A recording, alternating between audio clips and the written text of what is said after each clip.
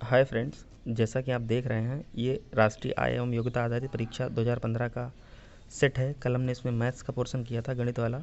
आज हम इसके साइंस और सामाजिक विषय यानी विज्ञान और एसएसटी विज्ञान और सामाजिक विषय का पोर्शन करेंगे। इसलिए बिना देरी करते हुए चलिए स्टार्ट करते हैं। जो 14 दिनों की छुट्टियां हैं, 15 दिनों की, उनका हम सही से प्रयोग करते हैं। चलिए शुरू करते हैं फटाक से।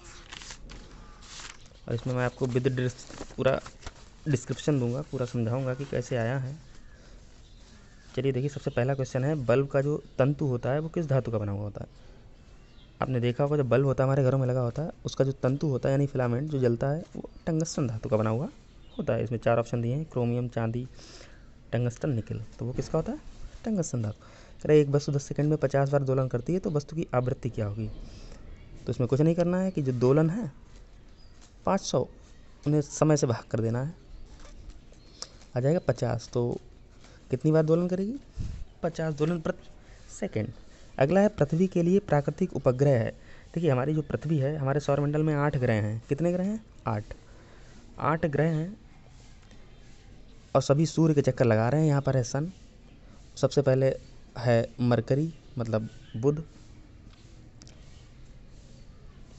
फिर है शुक्र, फिर है पृथ्वी, फिर है मंगल, फिर है जुपिटर मतलब बृहस्पति, फिर है शनि, फिर है अरुण और फिर वरुण, इस हिसाब से।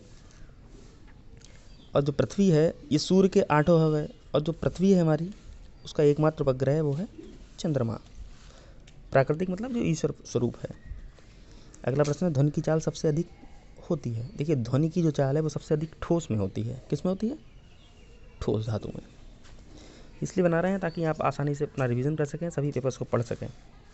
तो दीवार घड़ी के पेंडुलम की गति है, जो दीवार की घड़ी होती है आपने देखा होगा, उसमें जो ऐसे लटका हुआ होता है पेंडुलम, वो ऐसे ऐसे चलता है इस डायरेक्शन में, और इस गति को बोलते हैं आवर्त गति। क्या बोलते हैं?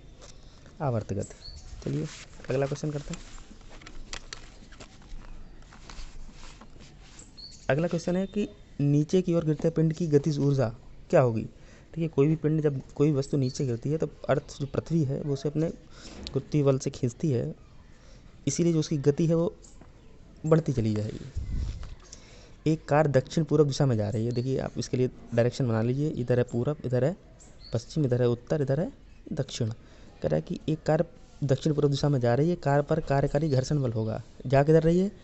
दक्षिण और पूरब, मतलब इस दिशा में जा रही है। तो घर्षण बल इसके विपरीत दिशा में होगा, इसका मतलब उत्तर और पश्चिम में। तो इसका आंसर कौन सा सही होगा? चौथा वाला। एक इंटरनेट एक्सप्लोर होता है, जो इंटरनेट एक्सप्लोर होता है वो क्या होता है? जो इंटरनेट एक्सप्लोरर होता है वो वेबसाइट नहीं होती है, आईएसपी नहीं होता, वो एक ब्राउज़र होता है जिस पर हम चीज़ों को सर्च करते हैं, ढूंढते हैं। देखिए अगला प्रश्न है, एक समतल दर्पण पर आप आपा आपतित किरण एवं परावर्तित किरण के बीच का कोण कितना है? 80 डिग्री। तो समतल दर्पण पर आपतन कोण का मान क्या होगा? देखिए ऐसा ये समतल दर्पण होगा, ये चित्र बना हुआ है, ये किरण आई और ये निकल के, तो ये कोण कितना है? 80। क्योंकि जो एक रेखा होती है उस पर जो कोण होता है वो होता है 180 डिग्री। अगर ये 80 यहाँ पर है तो 50 इधर हो गया, 50 इधर, तभी तो 180 होगा। तो वो जो कोण होगा वो होगा 50 डिग्री। ठीक है, अगला है, कैंची उत्तोलक है। तो कैंची किस प्रकार का उत्तोलक है? आपने कैंची देखी होगी, बिल्कुल बीच से होती है उसका, इसीलिए इसे प्रथम प्रकार का उत्तोलक कहते हैं। चलिए अगला देखते हैं। ये आप घर पे इसे रिवीजन करेंगे तो काफ़ी सही रहेगा आपके लिए। अगला देखिए, अगला प्रश्न है, जैसे है सोलर कुकर में प्रयुक्त दर्पण है। सोलर कुकर है, उसमें जो प्रयुक्त होता है वो दर्पण होता है अवतल। कौन सा होता है? अवतल। यदि एक चालक के सिरों का विभवांतर दिया हो 12 और 2 एम्पियर उसमें धारा प्रवाहित होती हो, तो चालक का प्रतिरोध, देखिए उसका सूत्र होता है V बराबर आई आर। ये विभवांतर है, आई मतलब होता है धारा, आर होता है प्रतिरोध। तो B का मान कितना दिया है? 12 वोल्ट, धारा कितनी है? 2, और प्रतिरोध निकालना, तो 2 छंग 12, तो प्रतिरोध कितना आ गया? 6। ये 9th क्लास और 10th क्लास के क्वेश्चन हैं, फिर भी आप कर रहे हैं, इससे आपको आगे के लिए मदद मिलेगी। निम्नलिखित में से कौन सा अनुचुंबकीय पदार्थ है? अनुचुंबकीय मतलब जिसे चुंबक नहीं पकड़ती, तो वो निकल, लोहा, कोबाल्ट, सोना। तो ये आप याद रखिए, जो सोना है वो अनुचुंबकीय पदार्थ है, इसे ये चुंबक से प्रभावित नहीं होता है। जैसे बॉक्साइट किस धातु का अयस्क है, ये आपको याद होना चाहिए, पढ़ा ही होगा। एल्युमिनियम का है। किसका? एल्युमिनियम का। किसी धातु में तन्यता का गुण, तन्यता मतलब जो बहुत जितना महीन बन जाए तो वो नहीं है। जिंक में, लोहा, एल्युमिनियम, चांदी, देखिए जितनी भी धातुएं होती हैं उनमें तन्यता होता है। तन्यता मतलब जिसे सिल्वर मान लीजिए, उसका तार बनाया जा सकता है, जितना चाहे उतना महीन उसे आप खींचते चले जाइए, टूटेगा नहीं। इसलिए धातुओं में ये स्पेशल गुण होता है और ये जिंक में नहीं होता है। अगला देखिए, कार्बन का क्रिस्टलीय अपरूप है। कार्बन का क्रिस्टलीय अपरूप है, तो कार्बन का जो क्रिस्टलीय अपरूप है वो है हीरा। शुष्क बर्फ है। शुष्क बर्फ जो आप बर्फ ठोस देखते हैं वो होती है कार्बन डाइऑक्साइड, CO2।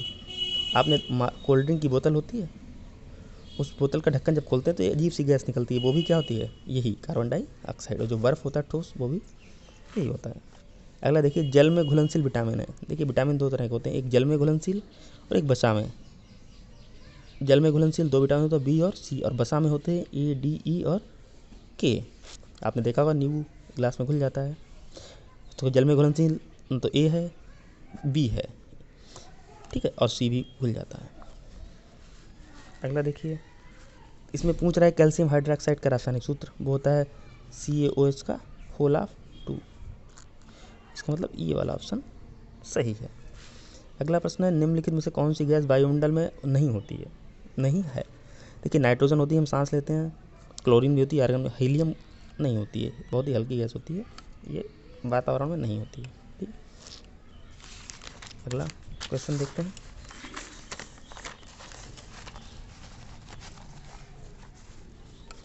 लोहे में जंग लगने का प्रमुख कारण क्या है? लोहे में जंग लगने का प्रमुख कारण क्या है? आप देख पा रहे होंगे, तो लोहे में जंग लगने का प्रमुख कारण ऑक्सीजन होता है। ये क्वेश्चन जैसे P2O5 में फास्फोरस की संयोजकता क्या है, तो P2O5 में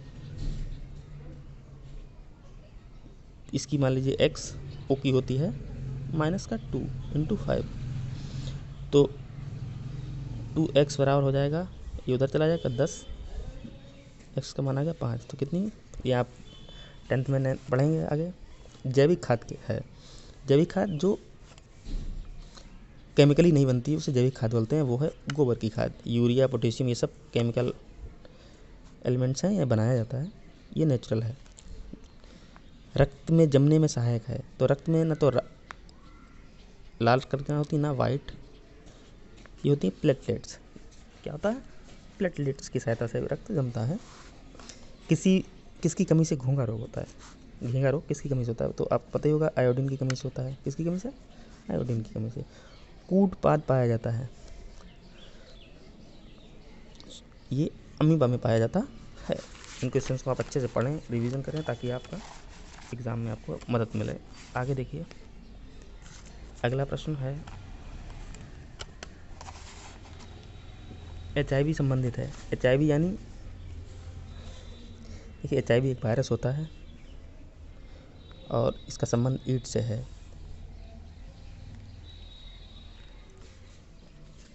अगला है, क्लोरीन नामक दवाई बनाई जाती है।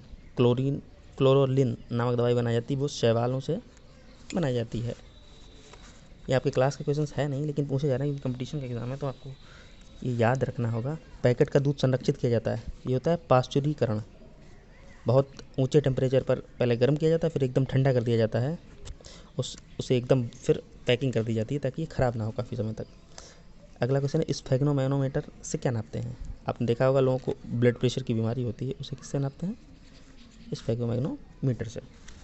अगला देखिए, केल्विन पैमाने पर 0 डिग्री तापमान है, ये आपको याद रखना है, आप पढ़ेंगे 273 केल्विन माइनस में, यानी डी ऑप्शन। आगे करते हैं।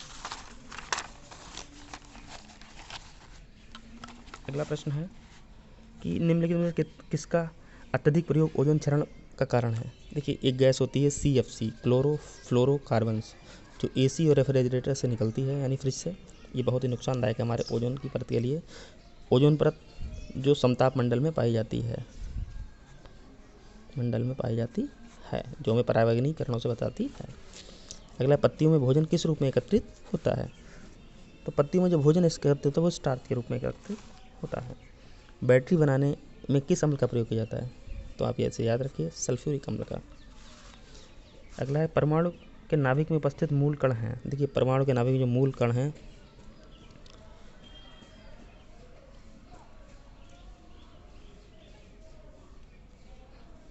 वो है न्यूट्रॉन और इलेक्ट्रॉन।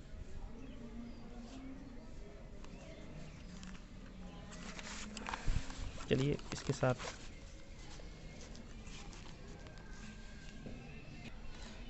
सामाजिक विषय का पोर्शन करते हैं। इसमें है चिपको आंदोलन किसके द्वारा प्रारंभ किया गया? तो चिपको आंदोलन जो था वो उत्तराखंड में किया गया था। पेड़ों को कटने से रोकने के लिए लोग इसमें पेड़ों से चिपक जाते थे। वो है सुंदरलाल बहुगुणा। स्वर्ण मंदिर कहाँ है? वो है अमृतसर, पंजाब में। भारत एक खोज के लेखक कौन है? अ डिस्कवरी ऑफ इंडिया, ये पुस्तक के लेखक है हमारे प्रथम प्रधानमंत्री पंडित जवाहरलाल नेहरू। इसमें निम्नलिखित में से कौन सा जोड़ा अशुद्ध है? तो ये देशबंधु CR दास, ये अशुद्ध है, बाकी सारे सही हैं। टीपू सुल्तान किस राज्य के शासक थे? तो वो राज्य था मैसूर। आगे देखिए, इन जल्दी जल्दी करेंगे नहीं तो वीडियो बहुत लंबा हो जाएगा और फिर आपको पढ़ने में प्रॉब्लम होगी। अगला देखिए, इसमें कह रहा है कौन सी पत्रकारिता से संबंधित नहीं है? तो वो है अजमत अली खां, ये म्यूजिशियन थे, एक संगीतकार। दीन इलाही धर्म किसने बनाया? तो ये अकबर ने बनाया था। इसे केवल 17 लोगों ने इस धर्म को चुना था और 17वें थे बीरबल। शिवाजी का राज्याभिषेक कहाँ हुआ? तो शिवाजी का राज्याभिषेक हुआ रायगढ़ में। अभिज्ञान शाकुंतलम के रचयिता कौन है? तो वो है महान कवि कालिदास जी।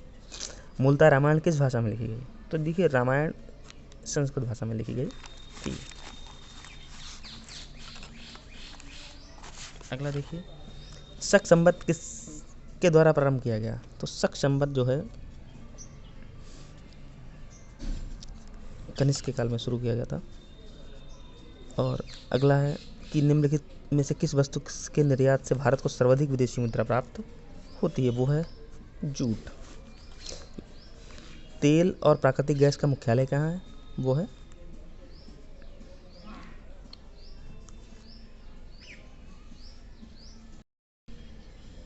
तेल और प्राकृतिक गैस का जो मुख्यालय है वो है देहरादून में। भारत में उपग्रह छोड़ने का जो केंद्र है वो कहाँ स्थित है?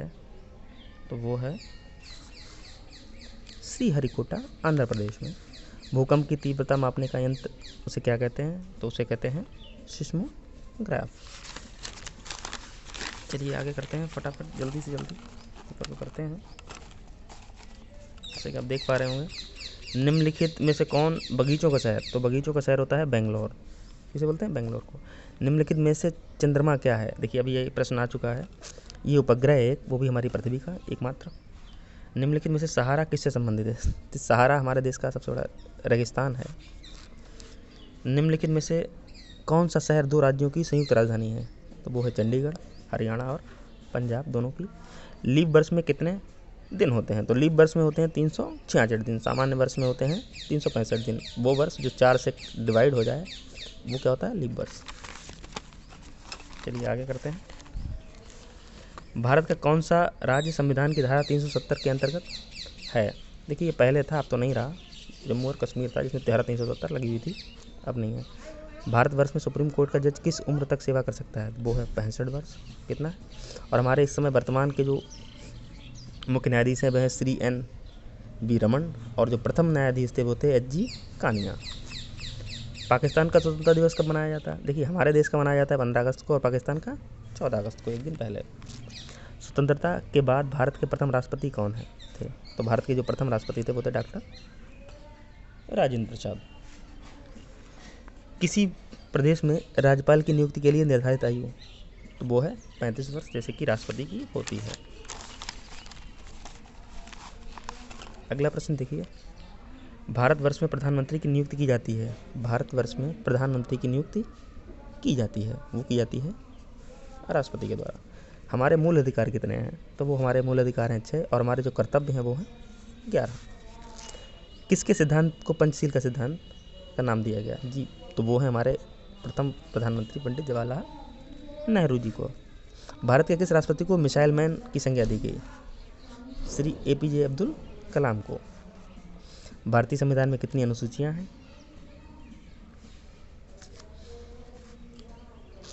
8 अनुसूचियां हैं।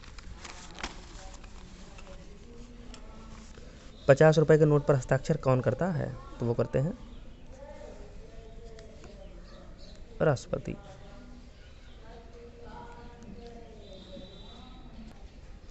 अगला है कि निम्नलिखित में से कौन सा सुमेलित नहीं है? तो कौन सा टैक्स जो है आयकर राज्य सरकार लगाती है? एक्साइज ड्यूटी केंद्र सरकार, चुंगी म्यूनिसिपल कॉरपोरेशन लगाता है। जो बिक्री कर है वो राज्य सरकार नहीं लगाती, केंद्र सरकार लगाती है। अर्थशास्त्र के लेखक कौन है? तो वो है कौटिल्य, जिन्हें चाणक्य भी कहते हैं। संयुक्त राष्ट्र संघ की स्थापना कब हुई? तो इसकी स्थापना हुई 24 अक्टूबर 1945 को। दक्षेस का अस्थायी कार्यालय है वो है ढाका में। आगे चलिए। बस इतने ही प्रश्न थे इसमें साइंस और सोसाइटी में, और ये पोर्शन हमारा कंप्लीट होता है। उम्मीद करते हैं आपको समझ में आया होगा। इसे ध्यान से देखिए और अभी जितने भी प्रीवियस ईयर्स के क्वेश्चन हैं उन्हें अच्छे से करिए, एक भी मिस नहीं होना चाहिए इनमें से। चलिए अगली वीडियो में मिलते हैं मैथ्स के सॉल्यूशन के साथ। जय हिंद।